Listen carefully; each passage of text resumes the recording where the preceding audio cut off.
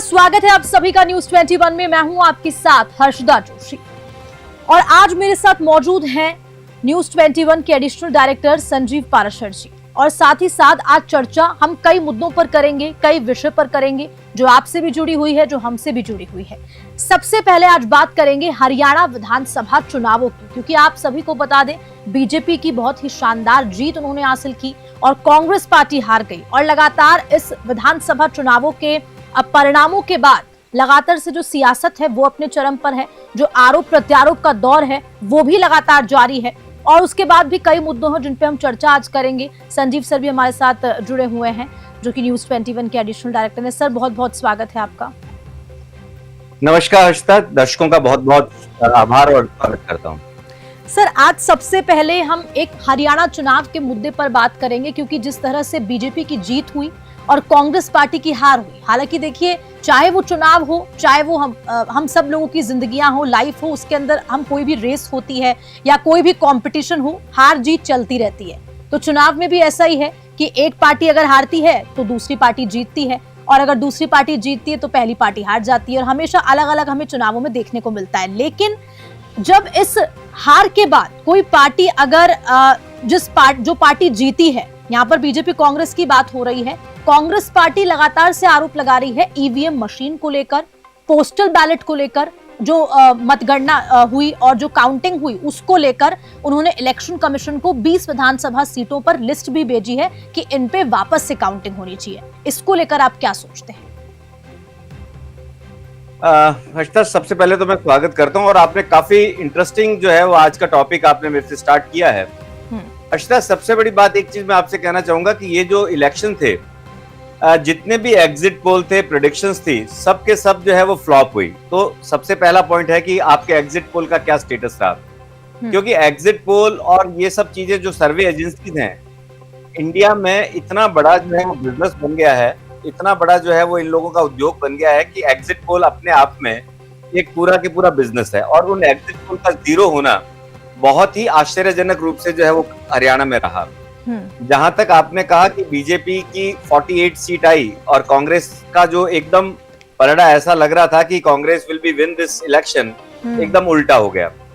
अब जब आप लास्ट मोमेंट तक आप ये उम्मीद करते हैं कि आप जो है वो इस इलेक्शन में फर्स्ट आ रहे हैं और आप विन कर रहे हैं, और लास्ट में अगर आपका बिल्कुल पासा उल्टा हो जाए तो बहुत से क्वेश्चंस दिमाग में आते हैं। आप सदा जो है वो कहीं ना कहीं अपना सिर ढूंढते हैं कि किसके ऊपर टोपी रखी जाए। अब जहां तक इलेक्शन कमीशन की जो रिपोर्ट्स को डिले आना, जो बेसिक मुद्दा कांग्रेस बना रही है कि साहब जो है वो इलेक्शन कमीशन के रिजल्ट्स बहुत लेट डिक्लेयर हो रहे थे, कहीं उनकी बैटरीज जो है ईवीएम की 90% बैटरीज जो है वो थी, उसके बावजूद भी जो है वो इलेक्शन रिजल्ट्स को इतना डिले क्यों कर रही थी। बड़ा इंटरेस्टिंग सा बात है हर्षदा कि जब जब चुनाव हुए हैं हिंदुस्तान में, कभी ना कभी उनपे वो उंगली उठाई जा रही है। पहले भी हाईकोर्ट ने वैलेट को ईवीएम से कंपेयर बिल्कुल नहीं करने दिया, उन्होंने कहा कि EVM is equal to the ballot also. तो ये एक ऐसी बात थी जो कि सुप्रीम कोर्ट तक गई कि साहब जो है वो आप जो आपका जो रिजल्ट्स हैं दोनों में सेम होंगे और दोनों में कोई भेद नहीं है। अब एक नई खबर आ गई कि साहब जो है वो इन 20 में इलेक्शंस में स्कोर धीरे चल रहा था, तो कहीं ना कहीं जो है वो कोई कारण होगा कि इलेक्शन कमीशन को कहा जाए। और बड़ा आश्चर्यजनक लगता है, मैं इस इलेक्शन को लगातार कवर कर रहा था और मैं देख रहा था कि जैसे जैसे रिजल्ट्स आ रहे थे, लेकिन हुड्डा साहब और शैलजा जब जब अपने रिपोर्टर्स पूछ रहे थे सर रिजल्ट्स 11 बज गए हैं और इस तरह के रिजल्ट्स आ रहे हैं, तो वो हर बार ये कह रहे थे अभी तो बहुत देर पड़ी है, अभी तो हम जीतते हुए, बिल्कुल आप देखते जाइए, आप करते जाइए। मुझे समझ नहीं आ रहा कि 3 घंटे की जो है वो काउंटिंग हो चुकी, उसके बावजूद भी वो कहीं ना कहीं जो है वो अपनी जीत को लेकर के कॉन्फिडेंस थे। और जब अचानक जो है वो उनको लगा कि अब 11 बज चुके हैं, अब इलेक्शंस का रिजल्ट जो ट्रेंड चल रहे हैं उसी हिसाब से आएगा, तो उन्होंने जो है वो एक नया विनेश फोगाट को लेकर के कहा कि साहब उसके आप जब कह रहे हैं, न्यूज में बोल रहे हैं कि विनेश फोगाट पीछे चल रही है, और मेरे पास इलेक्शन कमीशन से वहां के जो लोगों ने कहा कि विनेश फोगाट छठे मतदान के बाद में, छठे काउंटिंग के बाद में आगे चल रही है, तो आपका जो इलेक्शन कमीशन रिपोर्ट्स अपडेट कर रहा है वो लेट कर रहा है। आप समझिए इस बात को कि हम कह रहे हैं कि वो जीत रही है और आप कह रहे हो कि लेट कर रहा है, क्या फर्क पड़ता है इससे? इलेक्शन कमीशन के पास में कई बार कोई साइट को लेकर के अपडेशन लेट हो सकती है, लेकिन इसका मतलब रिजल्ट्स बिल्कुल उससे ऑपोजिट होंगे संभव नहीं है। और आप खुद उस इलेक्शन को जब आप 11 बजे तक आप पीछे चल रहे हो, 55 सीटें उस वक्त चल रही थी बीजेपी की, और आप कह रहे हो नहीं नहीं आप देखते जाइए, हम जीत जाएंगे। तो ये हार का ठीक रहा, कोई भी पार्टी हो, मतलब आपको स्पष्ट रूप से, अगर आपका एग्जिट पोल उल्टा हो गया कोई बात नहीं, अगर आपको जो है वो वहां के जो जनता है वो लोग सब कुछ वोटिंग की काउंटिंग के बाद में ये कह रही है कि आप हार रहे हो, तो फिर मानने में क्या दिक्कत है हर्षिता? और इलेक्शन कमीशन को बार बार सेंट्रलाइज करना, और ये छोटा मैसेज नहीं हर्षिता, ये इतना बड़ा मैसेज है कि अगर आप आज की डेट में एक छोटा सा एग्जांपल है कि अगर किसी को आप चोर कहते रहो, फिर हम कहते हैं कि अभी कोर्ट ने उसको सजा नहीं दी, अभी अदालत में फैसला पेंडिंग है, तो 20 साल 25 साल कट जाते हैं, लेकिन आपका जो वर्डिक्ट है जिस पे आप अड़े हुए हो। और सर सबसे बड़ी बात कि इन सब चीजों को लेकर अगर हार हुई है कांग्रेस पार्टी की तो मानना तो चाहिए,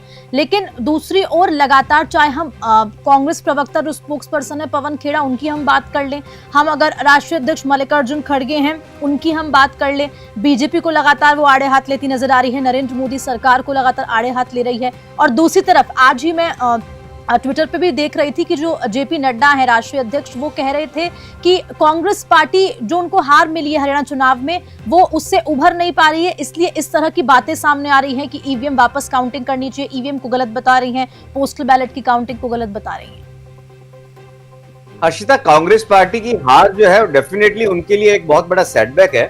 उसके रीजन कई हो सकते हैं। कुमारी शैलजा का लास्ट मोमेंट पे इलेक्शन में पूरी तरह से अपने आप को दूर रखना, सुरजेवाला जी अपने बेटे को जिताने के चक्कर में अपने आप को कंस्टेन रखना, है ना, और उसके साथ साथ में जो हुड्डा जी हैं उन्होंने एटलीस्ट 90 में से 70 लोगों को, अपने लोगों को टिकट दिलाई थी। तो he is very confident about that कि मैं अपनी टीम को जिता करके लेके जाऊंगा। और लास्ट में भी ये कह रहे थे कि जहां जो विधायक डिसाइड करेंगे, कांग्रेस पार्टी बड़ी क्लियर है, जो विधायक डिसाइड करेंगे वही जो है मुख्यमंत्री बनेगा। लेकिन वहां पर कुमारी शैलजा ये कह रही थी कि मैं एक दलित होते हुए मैं समाज के अंदर जो है वो इतने लोगों को साथ लेके चली हूँ। अभी भी मैंने लोकसभा इलेक्शंस में भी जो दलितों के वोट बीजेपी से टूट करके कांग्रेस को मिले, जिसकी वजह से कांग्रेस आगे निकल करके आई, तो मेरा इस जो काम मैंने किया है इसके लिए मुझे रिजल्ट कांग्रेस की जो है हाईकमान से मिलना चाहिए। बिल्कुल और सर, हाईकमान सर बीच में आपको टोकना चाहूंगी क्योंकि अब हमें वक्त कम है और भी हमें जो इम्पोर्टेंट मुद्दे हैं इस पूरे हफ्ते के, जो हमें चर्चा का विषय, जो जिस पे चर्चा करना बहुत जरूरी हो जाता है, उन पे भी चर्चा करेंगे। लेकिन एक इस टॉपिक पर एक सवाल मेरा ये भी रहेगा कि सर क्या लगता है कि कांग्रेस पार्टी को सही में हरियाणा चुनावों के बाद जो परिणाम जिस तरह के आए हैं उसको लेकर अब मंथन करने की आवश्यकता है? देखो हर्षिता, मैं इस बात को संभव में ये कहना चाहूंगा कि जैसे आपने कहा टाइम का कंस्ट्रेंट है, मंथन तो हार और जीत के बाद में सदा करना चाहिए और डेफिनेटली उससे सीख लेनी चाहिए, चाहे कोई भी हो। बीजेपी ने जब इलेक्शन खत्म हुए यूपी में एक बहुत बड़ा मंथन किया और उसके बाद में अब जो बाई इलेक्शन होने जा रहे हैं उसमें योगी जी ने खुद ने कहा कि ये सीट्स की जिम्मेदारी मैं लेता हूँ। तो अब से लेकर के मोदी जी उन सीट्स के लिए जो भी कर रहे हैं वो लोग जिम्मेदारी लेने को तैयार है। तो इस तरह से जब भी चुनाव में कोई हार होता है तो जिम्मेदारी फिक्स भी की जानी चाहिए। अब कुमारी शैलजा की वजह से हारे या जो है वो राहुल गांधी का, और जहां पर जो है वो इन्होंने चुनाव प्रचार किया वहां पे पूरी तरह से जिता नहीं पाए, कई कारण हो सकते हैं। लेकिन हाँ, कांग्रेस के लिए एक बहुत बड़ा सेटबैक रहा कि जीती हुई बाजी भी उनको हार गए, क्योंकि जीती हुई बाजी भी उन्हीं के द्वारा रचाई गई थी। मतदाता के मन का लास्ट तक पता नहीं लगता कि वो कहाँ जा रहा है, लेकिन जीती हुई बाजी उन्होंने ही बनाई थी और उनको भी हारना और ज्यादा उनको जो है, क्योंकि जब आदमी अपने फ्रेम खड़े कर लेता है तो उन फ्रेम में उसको गिरना बहुत ही ज्यादा चोट खाता है वो। बिल्कुल ठीक है संजीव सर, दूसरे विषय पे लौटते हुए, क्योंकि वो एक दुखद खबर भी है जो इस हफ्ते हुई, जो सबसे बड़े बिजनेस टाइकून उद्योगपति रतन टाटा जी जिनकी डेथ हो गई, और साफ तौर पर जब उनका निधन हुआ तो सबकी आंखों में आंसू थे, क्योंकि हमारी जिंदगी में कोई भी चीज अगर हम यूज करते हैं, रोजमर्रा की हम चीजें हो गए, या हम अगर फ्लाइट में भी जाते हैं, हम ट्रेन में भी जाते हैं, हम कहीं भी जाते हैं, तो कोई ना कोई ऐसी चीज जो हमें रतन टाटा जी की याद दिलाती है। इसके बारे में आपका क्या कुछ कहना है? हर्षिता, बहुत ही आम आदमी के लिए, आम इंडियन के लिए, जो देशभक्त है उसके लिए बहुत सैड बात थी।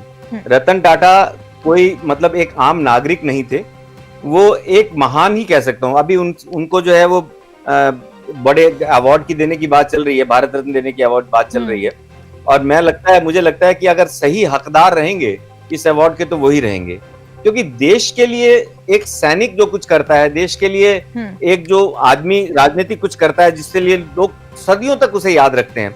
बिजनेस में इस तरह से होता नहीं है, क्योंकि बिजनेस पारिवारिक पीढ़ी लेकर के चलता है। एक जो है वो उनके आप दादा क्या करते थे, आप कोई भी फैमिली उठा करके देख लीजिए, वो सब उनके जो है वो पिछले फोर फादर्स क्या करते आ रहे उसी को बढ़ा रहे हैं। देश के लिए सोचने का टाइम मेरे ख्याल से बिजनेसमैन को नहीं रहता, अपने बिजनेस पे ही कंस्ट्रेन करते हैं। कहाँ एक तरफ एक जो बिजनेस फैमिली शादी पे करोड़ों रुपए खर्च कर देती है, और कहाँ एक तरफ एक बिजनेसमैन अपनी करोड़ों रुपए की संपत्ति दान में दे देता है। देखो कितना बड़ा फर्क है कि आप जो है वो एक रोटी को कितनी जगह पे बांट सकते हो। रतन टाटा जी ने देश के लिए जो कुछ किया वो मेरे ख्याल से पीढ़ियों तक याद रहेगा। आप कोई भी चीज उठा करके देख लीजिए, चाहे इंडिका का इंडिया में आना हुआ, चाहे दूर संचार क्रांति में टाटा स्काई का आना हुआ, चाहे रोजमर्रा की जिंदगी में जो स्टील है, जो आज की डेट में टाटा इज ए भरोसेमंद, मतलब चाहे उनका वर्किंग एनवायरनमेंट देख लीजिए उनके जाने के बाद में, क्योंकि मैंने ऐसा नोटिस किया है कि कोई भी कर्मचारी अगर किसी भी सरकारी में या गैर सरकारी कंपनी में काम करता है तो अपने मालिक को वो पूछता मैंने देखा नहीं आज तक। उनको लगता है कि मालिक सब कुछ अर्न कर रहा है और उनको बहुत कम मिल रहा है। ये आम टेंडेंसी है। लेकिन रतन टाटा की डेथ के बाद में इतने लोग रोए हैं हर्षिता, कि उनको लगा कि उनका घर का पेरेंट चले गया, उनका कोई बंदा चले गया। ये होती है आदमी की शख्सियत। ये होता है आदमी जब देश के बारे में सोचता है, उसको धन, और जब ये फैमिली उजड़ करके आई तो जब इन्होंने हिंदुस्तान में इनसे पूछा गया कि दूध में पानी की तरह से मिल जाना, तो इन्होंने कहा साहब हम दूध में चीनी की तरह से मिल जाएंगे। और ये उसका एग्जाम्पल है कि आज की डेट में 86 ईयर बंदा जाने के बाद भी लोग चाहते कि इसकी जिंदगी हजारों साल हो। बहुत मुश्किल घड़ी से, और मैं कंपेयर नहीं करता कि कोई भी आदमी कंट्रोवर्सी में रहा हो, राहुल गांधी जी हो चाहे अडानी अंबानी की बात करते हो, लेकिन और सर जब ये लोग पोस्ट भी कर रहे थे तो लिख भी रहे थे कि विद जीरो हेटर्स की, मतलब क्योंकि जिस तरह से सबके बारे में कोई ना कोई कहता रहता है, लेकिन रतन टाटा जी के बारे में इस तरह की, क्योंकि जब ये खबर आई तो हम सबके आंख में आंसू थे। और एक होता है ना कि सही में जो भारत ने अनमोल रत्न खो दिया है, वो सही में ये सिद्ध हुआ कि सही में किसी को तो खोया है भारत। हर्षिता, जो सच्चा हिंदुस्तानी है वो हिंदुस्तान के बारे में सोचेगा, बिल्कुल हिंदुस्तान के डेवलपमेंट के बारे में सोचेगा। एयर इंडिया जैसी कंपनी जो दिवालिया हो चुकी थी और किसी वक्त वो हिंदुस्तान की शान होती थी, उसको टाटा ने वापस अधिग्रहण किया। और आज एयर इंडिया जो इंटरनेशनल फ्लाइट चलती हैं, लोग प्राउड वापस फील करने लगे। कितनी बड़ी बात है कि रुग्ण कंपनियों को लेना। देखो चलती चीज को तो कोई भी ले लेता है। आज की डेट में आप सुबह चाय पीते हो तो टाटा टेटली से लेकर के, गाड़ी में बैठते हो तो इस्पात से लेकर के, घर में आप रहते हो तो टाटा स्टील से लेकर के, घड़ी पहनते हो तो टाइटन से लेकर के, आप टीवी देखते हो तो टाटा स्काई से लेकर के। मैं क्या क्या नाम लूं कि आपको लगेगा कि टाटा के बिना जिंदगी अधूरी है। नमक तो सर जो बहुत इंपॉर्टेंट इंग्रेडिएंट है किसी भी सब्जी का, ये तो हम भूल ही गए, जो हम रोज हमारे रोजमर्रा की तो सब्जी हो, आटा हो, रोटी हो, सब में। ताज होटल का एक छोटा सा एग्जांपल देता हूँ। ताज होटल में जितने लोग मरे थे एम्प्लॉइज, उनकी फैमिली को टेक केयर आज भी रतन टाटा कर रहे हैं। उनके बच्चों की पढ़ाई को आज भी वो टेक केयर कर रहे हैं। और जिस दरमियान जो है ये घटना हुई थी, पूरा जो है रतन टाटा पूरा दिन वहां खड़े रहते थे कि किस तरह से बंदूकों को, किस तरह से जो है वो जो आने वाली आपदा है उससे जो है निजात पाई जा सकती है, किस तरह से स्थिति कंट्रोल में आएगी। ये वो बंदा था कि जो देश के लिए देशभक्त भी था और अपने आप में डेडिकेटेड भी था। तो इस आज की छोटी सी मुलाकात में हम लोग उनको श्रद्धांजलि तो क्या, एक छोटा ट्रिब्यूट का एक पार्ट भी नहीं दे सकते कि इतने बड़े व्यक्तित्व का हमारे से जाना। अब उनकी जगह पे उनके जो है वो स्टेफ ब्रदर ने जगह ली है। ऑल्दो वो भी 40 साल से नोएल टाटा जी भी अटैच्ड हैं, उनमें भी वही गुण हैं जो टाटा में होने चाहिए। लेकिन समय लगता है किसी भी आदमी को उस लेवल तक पहुंचने में। समय बताएगा कि अब टाटा का कौन अच्छी तरह से किसके हाथों में चलेगा। बिल्कुल। और सर सबसे बड़ी बात ये कि पर्सनली अगर मैं आपसे पूछूं तो कि व्यक्तिगत रूप से आप टाटा जी के बारे में क्या सोचते हैं, और सबसे बड़ी बात कि उनसे जो लाइफ लेसन्स हैं, जो सीख लेनी चाहिए, वो स्पेशली आजकल के यूथ को किस तरह की सीख लेनी चाहिए? क्योंकि लगातार देखिए मैं भी देख रही थी, मतलब मुझे भी उनकी जो लव स्टोरी है उसके बारे में पूरा अच्छे से नहीं पता था, लेकिन जब मैं पढ़ रही थी तो मुझे पता चला। तो इसके बारे में भी जिक्र करना बहुत जरूरी होता है और यूथ के लिए बहुत इंपॉर्टेंट होगा जानना। हर्षिता देखो, यूथ तो अभी आज की डेट में कोई भी चीज की अगर इंटरनल जाने लगते हो तो कोई भी सच जो है वो पर्दे पे है। क्योंकि जो दो आदमियों के बीच में जो भी घटनाएं घटित होती हैं, लव स्टोरी एक ऐसी चीज है कि जुदा होना और मिलना तो दो आदमियों के बीच की बात होती है। बाकी सब लोग स्पेक्टेटर्स होते हैं या उस खबर का विश्लेषण अपने अपने हिसाब से करते हैं। लेकिन जो चीज निकल करके आती है वो आती है कि आप अपने परिवार में कैसे हो, अपनी दादी के लिए, मतलब इनके फादर मदर का डाइवोर्स होने के बाद में इनकी मदर का जी। दूसरी शादी करना, उनकी दादी ने इनको कहा कि तू जो है वो वापस इंडिया आ जा, जब ये अमेरिका में थे पढ़ाई के लिए, इलेक्ट्रिक मैकेनिकल इंजीनियर बनने गए तो देश के लिए वापस आ गए।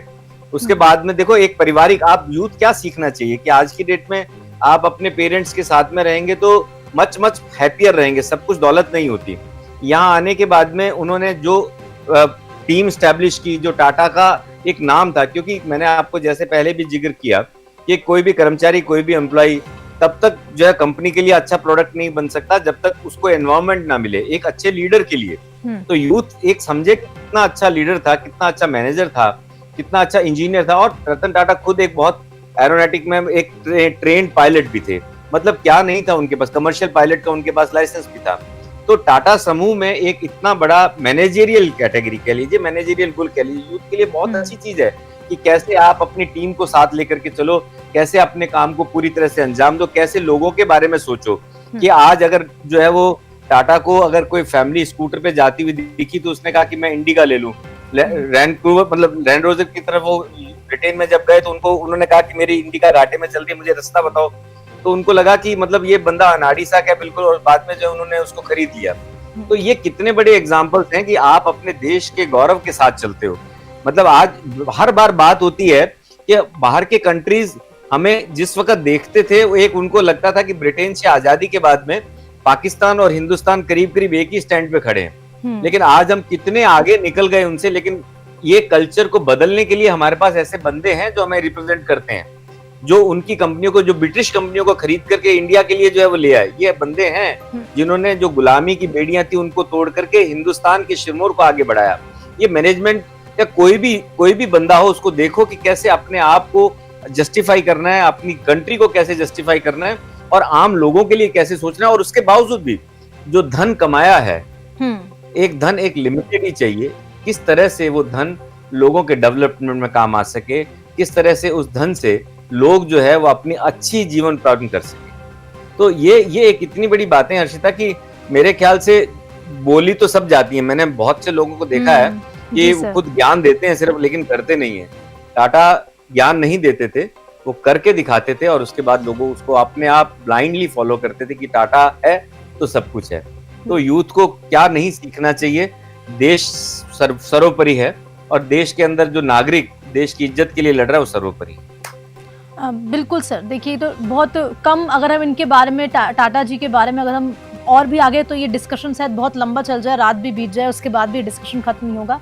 लेकिन ये एक छोटा सा ट्रिब्यूट एक चीज बड़ी इंपॉर्टेंट है, किसी भी आदमी की बुराइयां तो बहुत सी की जा सकती हैं, लेकिन अच्छाइयां करते हुए अगर डिस्कशन लंबा चल जाए तो कितनी बड़ी बात है कि नहीं? हाँ सर, और सर वही एक खूबी जो अलग बनाती है सबसे टाटा जी को, कि जिस तरह से मैंने कहा कि अगर हम डिस्कशन करने आए, उनके थॉट्स, उनके विचारों के बारे में अगर हम बात करते हैं तो शायद पूरा डिस्कशन पूरा लंबा, ये बहुत लंबा डिस्कशन चल जाएगा।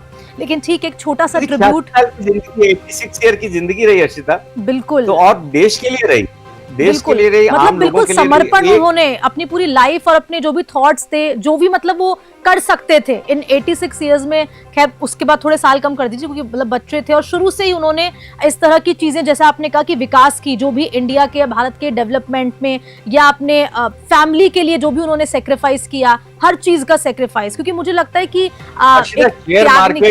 शेयर मार्केट उस दिन टूटा नहीं। बिल्कुल, मतलब अब कितनी इंपॉर्टेंट बात है कि आज की डेट में ना छुट्टी हुई, मतलब आप वर्क फॉर वर्कशिप कितनी इंपॉर्टेंट है किसी आदमी की। मतलब आदमी देश के लिए जिया है और लास्ट तक जिया है। जिस दिन वो एडमिट हुए, उनका ट्वीट है कि मैं मतलब जो है वो हल्की फुल्की, मुझे को जो है तबीयत खराब है, रूटीन चेकअप है, मैं बिल्कुल ठीक हूं, मैं ठीक होकर के आऊंगा। कितनी बड़ी बात है कि मतलब आप जो आदमी, ऐसा कभी नहीं होता, 86 को यंग आदमी नहीं है, कभी भी परिस्थितियां उसको किसी भी तरफ ले जा सकती हैं, लेकिन उस कठिन परिस्थिति में भी अपने देशवासियों के लिए उनका ये संदेश कितनी बड़ी बात है।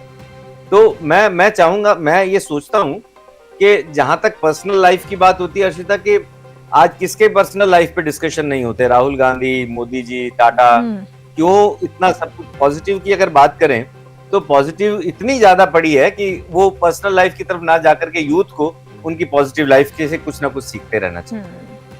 बिल्कुल सर, अगला जो विषय है वो बहुत महत्वपूर्ण भी है, चाहे वो हम सबके लिए हो और तमाम जो जनता है उनके लिए भी हो, क्योंकि कई समय से हम देख रहे हैं, पिछले कुछ सालों से, हम पिछले साल की बात कर लें, अभी हम 2024 के जो पहले 6 मंथ्स होते हैं उनकी बात कर लें, रेल हादसे बहुत ज्यादा बढ़ रहे हैं।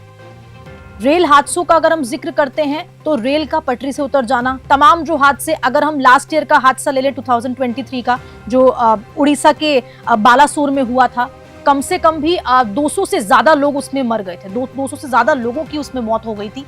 इस तरह के हादसों के बारे में आप क्या सोचते हैं? क्यों ये हादसे होते हैं? आखिरकार कारण क्या है? क्योंकि जब इनके कारण पे जब जो एक्सपर्ट्स होते हैं, जो जांच कमेटियां बिठाई जाती हैं, वो जब जांच करती हैं तो उनमें अलग अलग चीजें सामने आती है। कोई जो लोको पायलट हो उसकी गलती का सामने आता है, जो मटेरियल, जो इक्विपमेंट्स, जो मटेरियल्स यूज हो रहे हैं उसकी गलती सामने आती है, एक दूसरे पे जो गलतियों का ठीकरा फोड़ते हैं ये सामने आता है, और दूसरी चीज सियासत, जो नेता लोग हैं वो सियासत इस पे शुरू कर देते हैं। लेकिन इसकी तह तक जाना और आखिरकार इसके पीछे रीजन क्या कुछ है, इस पे चर्चा करना बहुत जरूरी हो जाता है। आपको क्या लगता है? हर्षिता, 1 लाख किलोमीटर तक की जो है वो हिंदुस्तान में रेल पटरियों का जाल है। 8500 रेलवे स्टेशन है और 1 लाख कर्मचारी रेलवे में काम करते हैं। ये आप मोटा मोटा इसका स्ट्रक्चर समझिए। वर्ल्ड का 4th नंबर का रेलवे स्ट्रक्चर है हिंदुस्तान का। 2000 यूपीए गवर्नमेंट के अंदर 867 एक्सीडेंट हुए, लेकिन 2014 से लेकर के 2023 तक इसका 46% कम, 436 के करीब एक्सीडेंट हुए। मैं आपको ये जो एक्सीडेंट्स के बारे में थोड़ा सा ब्रीफ इसलिए कर रहा हूं कि इंपॉर्टेंट है कि एक्सीडेंट कम हुए या ज्यादा हुए, है ना। पहली बात तो ये एक्सीडेंट होने के 3 कारण हर्षिता बहुत मेजरली रहते हैं। पहला कारण तो ये रहता है कि आप अगर ये देखें कि 1907 में पहला एक्सीडेंट हुआ जब 11 लोग मरे, तो एक्सीडेंट कोई नई चीज नहीं है।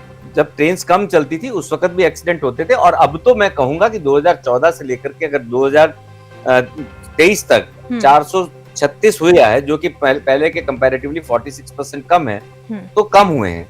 तो सबसे ज्यादा 75% जो है हादसों के लिए डिरेलमेंट को जिम्मेदार माना जाता है, कि आपकी पटरियों का मेंटेनेंस ना होना, डिरेलमेंट, क्योंकि इतना पुराना स्ट्रक्चर हो चुका है कि अब आज की डेट में क्या है कि सारी गाड़ियां सुपरफास्ट, ये वो शताब्दी एक्सप्रेस, और सिस्टम हमारा जो है 1 लाख किलोमीटर की पटरियों का सिस्टम है, एप्रोप्रिएट नहीं है।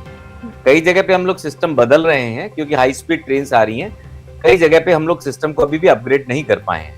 तो अगर डिरेलमेंट की बात करें तो 75% एक्सीडेंट बिकॉज ऑफ दैट होते हैं, पुराने सिस्टम लगे हुए हैं। उसके अलावा मानव भूल भी हो सकती है, जिसमें 6% 7% मानते हैं। उसके अलावा वातावरण, एटमॉस्फेयर, जैसे सर्दी में कई बार ओस वगैरह की वजह से भी रहता है। तो ये बातें जो हैं, अगर अपन पुराने स्ट्रक्चर को देखते हुए कहें तो ये सब चीजें जो है एक्सीडेंट होने के कारण है। इवन मैं कहूंगा कि हिंदुस्तान में आज भी अगर 4th स्ट्रक्चर है इसका रेलवे का, उसके बावजूद भी यूएस के कंपैरेटिवली, जहां पर जो है वो हमारे से कहीं ज्यादा जो है वो दुर्घटनाएं, 1500 के करीब दुर्घटनाएं हर साल होती हैं, उनसे हम लोग कम हैं। अब आपने कहा कि इन्हीं दिनों में क्यों हो रहे हैं, बिल्कुल आपकी बात से मैं वाजिब और रखता हूं, क्योंकि 23 के जब से 24 शुरू हुआ है, अगर अपन कहें तो करीब 7 से 8 बड़े हादसे हो गए, जिसमें काफी लोगों को जान माल के साथ में क्षति भी हुई है और बहुत बड़े एक्सीडेंट्स हुए हैं। जब उनकी तह तक जाते हैं तो हर बार मानवीय भूल के साथ साथ में कहीं ना कहीं जो हिंदुस्तान को डिस्टर्ब करने वाली ताकतें हैं, उनका भी रोल कहीं ना कहीं निकल करके आता है। अगर आप टोटल, मैं इस तरह की बात इसलिए कर रहा हूँ क्योंकि अभी कुछ दिनों पहले एक संगठन ने ये कहा था कि आप हिंदुस्तान को अगर आपने हिलाना है तो आप इनको जो रेलवे, इनका जो कनेक्टिविटी स्ट्रक्चर है, आप उस पर अटैक कीजिए तो ये हिल जाएगा। और जब उन्होंने ये कहा और हमने नोटिस किया, उसके बाद कई जगह पे फिश प्लेट जो है वो उखड़ी हुई पाई जाती हैं। अभी अजमेर में भी इस तरह का हुआ, राजस्थान में जो है वो, ये आपको कहीं ना कहीं आपको मिलेगा कि साहब फिश प्लेट। कई शरारती तत्व भी हैं जो इसका जो है वो बहाना लेकर के मैं ऐड करना चाहूंगी, कुछ खबरें भी लगातार सामने आ रही थी, लगातार कई जगह भी देखा जा रहा है जो मेरे ख्याल से मैं अगर वर्ड गलत, गुटके जो लकड़ी के गुटके होते हैं वो भी कहीं ना कहीं पटरियों के बीच में ये छोड़ देते हैं, या इसके बारे में भी अगर जिक्र करना चाहे ये क्या है। और एक और चीज इसके अंदर ये भी ऐड करना चाहूंगी, जो कोलिजन होता है, अगर मैं लास्ट, क्योंकि मुझे याद है कि ऑलमोस्ट पूरा कवर किया था मैंने, जो उड़ीसा का बालेसर वाला जो पूरा, जिसमें 200 से ज्यादा लोगों ने जान गंवाई थी, वहां पर भी जिस तरह से ट्रेनें टकराई थी, जो कोलिजन हुआ था, उसका क्या कुछ कारण रहता है, उसके बारे में भी जानना बहुत जरूरी है। कहा ना कि स्ट्रक्चरल, मैंने ये कहा आपको कि 75% ड्रिलमेंट जो है वो ओल्ड स्ट्रक्चर की वजह से होता है और कई बार मानवीय भूल भी होती है। अब अगर जो है वो सुपर फास्ट गाड़ी है और फ्यू सेकंड्स में आपका ड्रिलमेंट हो गया किसी कारण से, या तो फिश प्लेट्स की वजह से, किसी और से, तो इतना बड़ा हादसा कोई मतलब जो है आश्चर्य की बात नहीं है, क्योंकि इतनी फास्ट ट्रेन्स होती हैं कि आदमी सोचने का टाइम ही नहीं देती। लेकिन बात यहाँ पर नहीं है, बात ये है कि ये बढ़ क्यों रहे हैं। आज की डेट में हिंदुस्तान में, पहले आपको याद होगा कि जब अनस्टेबिलिटी करनी होती थी तो हवाई अपहरण हुआ करते थे, हाईजैक्स हुआ करते थे। पर मुझे याद, हाईजैक हुआ करते थे, लेकिन अब आपको ऐसा नहीं, याद ही नहीं होगा कि लास्ट हाईजैक कब हुआ। तो जब आपको अस्थिरता की भावना लानी हो तो आप उनके रूट पे, आप उनका स्ट्रक्चरल, आप उनकी कनेक्टिविटी पे अटैक कीजिए। आप वहां डर बैठा दीजिए। 1 लाख से ऊपर कर्मचारी हैं रेलवे में जो कि रात दिन जो है वो रेलवे को सर्व करते हैं। कई जगह पे मानवीय भूल डेफिनेटली इतनी बड़ी हो जाती है कि 200-250 आदमी, क्या ज्यादा भी हो सकते थे, इसके अंदर जो है चले जाते, और कई लोगों ने तो जिंदगी उनकी अपंग भी हो गई होगी। ये बात आपकी सही है, लेकिन मैं इसमें मानता हूं कि 2-3 चीजें हमें फैक्टर को देखना चाहिएगा, तो देखना पड़ेगा। पहला तो जो है जो पेट्रोलिंग है, क्योंकि आज की डेट में, अभी कुछ दिनों पहले आपने देखा होगा कि 2 सिलेंडर पाए गए पटरी पे। वो सिलेंडर बाय द वे फटे नहीं थे यूपी में, लेकिन उन सिलेंडरों की वजह से इतना भयानक एक्सीडेंट हो सकता था जिसका कोई हद भी नहीं होगा। तो वो इस तरह से जो नोटोरियस लोग हैं, जो कहीं ना कहीं किसी ना किसी के बहकावे में आकर के हिंदुस्तान की जो स्टेबिलिटी है उसको डिस्टर्ब करना चाहते हैं अगर, और उससे उनको लाइमलाइट मिलती है, तो ये एक बहुत बड़ा जो है हिंदुस्तान के लिए कलंक की बात होती है कि हमें इस तरह की जो घटनाएं आगे फ्यूचर में ना घटित हो, हमारा सिस्टम अपग्रेड हो। क्योंकि आप देखिएगा कि इतनी जो फास्ट ट्रेन चल रही हैं उनमें सिस्टम अपग्रेड हो ही रहा है, तभी चल रही है, पुराने सिस्टम पे नहीं चल सकती थी। अब अश्विनी वैष्णव जी जो कि हमारे रेल मंत्री हैं, और आप देखिए कि इतना पढ़ा लिखा रेल मंत्री और इतना जानकार रेल मंत्री कभी नहीं रहा। अगर कई बार ऐसा होता ना कि अगर कोई चीज राम भरोसे चलती रहे तो आदमी जो बैठा होता है क्रेडिट मिल जाता है उसको, साहब इनके राज में ऐसा हुआ, लेकिन उसका कोई कंट्रीब्यूशन नहीं होता। अभी क्राइसिस के टाइम आएंगे तो वो आदमी, उसको याद नहीं किया जाएगा। आज की डेट में जितना भी अपग्रेडेशन हो रहा है सिस्टम को लेकर के, सिग्नल्स को लेकर के, अश्विनी वैष्णव जी के देखरेख में हो रहा है। डेफिनेटली ये जो कुछ शरारती तत्वों की वजह से हाईलाइटेड हो गई चीजें, क्योंकि मैंने आपको जैसे जिक्र किया है कि परसेंटेज कम हुई है 46%, लेकिन लोगों ने इस तरह से, शरारती तत्वों ने इस बात को तूल दिया, और हमारा अब सारा ध्यान जब भी कोई इस तरह का एक्सीडेंट होता है तो कहीं ना कहीं कड़ी जोड़ते हैं हम लोग कि साहब उन शरारती तत्वों ने ऐसा किया हो सकता है। लेकिन पहले भी घटनाएं होती थी और अब भी घटनाएं हो रही है। थोड़ा और इस पे ज्यादा काम करना चाहिए, क्योंकि जो सिस्टम अपग्रेड हो रहा है उसको और ज्यादा जो है वो फास्ट अपग्रेड करना चाहिए। तो ये जो वंदे भारत चली है, जिनकी स्पीड इतनी तेज है कि इनके आगे, अभी आप देखिए, मेरे को आश्चर्य होता है कई बार कि हमारे यहाँ पर मतलब वंदे भारत को लाने के लिए 2 स्टाफ आपस में झगड़ते हैं। अभी आपको याद होगा कि 2 स्टेशन के स्टाफ जो है वो इसलिए झगड़े, एक चीज जाम लगा दिया वंदे भारत पे कि हमारा स्टाफ चलेगा या हमारा स्टाफ चलेगा। तो अल्टीमेटली रेल में भी कंट्रोवर्सी की क्या जरूरत है? जब आम लोगों की सुविधा के लिए कोई चीज बनी है तो वो कहीं से भी चले, किसी का भी स्टाफ चले। लेकिन आम पैसेंजर ने तो रेलवे का नाम जो है खराब किया ना, रेलवे ने अपना नाम आम पैसेंजर के लिए खराब किया। जब ट्रेन क्यों लेट हुई कि साहब उनकी स्टाफ का झगड़ा हो। तो रेलवे काफी कुछ सुधार कर रही है, सब कुछ कर रही है, लेकिन मेरा ये आम आदमी से भी अनुरोध है कि इस तरह से शरारती तत्व अगर उन लोगों को लगे कि कोई ना कोई देश की विरोध में काम कर रहे हैं तो डेफिनेटली वो आम प्रशासन के साथ मिल करके रिपोर्टिंग करें। मजाक नहीं है। जब कोई आदमी ट्रेन में सफर करता है वो निश्चिंत होता है कि मैं सुरक्षित हाथों में हूँ। बिल्कुल बिल्कुल सर, आप मैं भी, अपन भी ये सोच के नहीं निकलते, क्योंकि जैसे बोलते हैं कि बी पॉजिटिव। जब भी हम कहीं भी जाते हैं, कोई भी यात्रा करते हैं, अगर हम अपनी कार से भी जाते हैं तो भी हम भगवान को याद करते हैं। हम ट्रेन से जाते हैं तो बिल्कुल बेफिक्र होकर जाते हैं कि ऐसा हम सोच भी नहीं सकते। और ऐसा ही इन ट्रेन, जितने भी ट्रेन हादसे हुए हैं, कोई भी हादसा होता है, उससे पहले आप इस तरह से जा रहे हैं और अचानक से इतना सब कुछ हो जाता है, और वो भी किसकी वजह से? ये मैं जो हादसे हो रहे हैं, जो एक्सीडेंट हो रहे हैं, उनकी बात नहीं कर रही।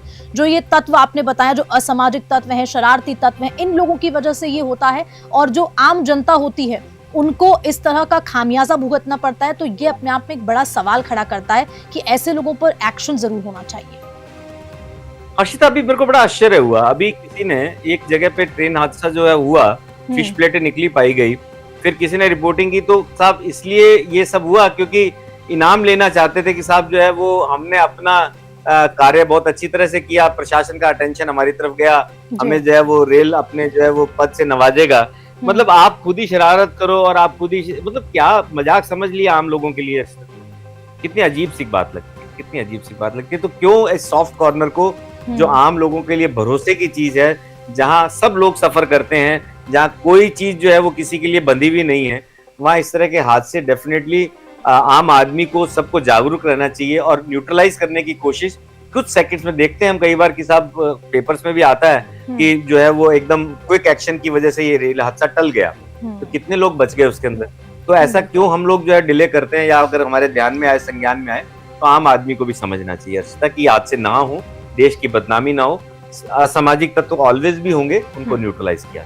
ठीक है, thank you so much sir जुड़ने के लिए। और आज जो ये इम्पोर्टेंट मुद्दे थे, इम्पोर्टेंट विषय थे जिन पे चर्चा करने के लिए, बहुत कुछ आपसे भी जानकारी हमें भी मिली, और जो जनता सुन रही थी इस पूरे डिस्कशन को, उनको भी मिली।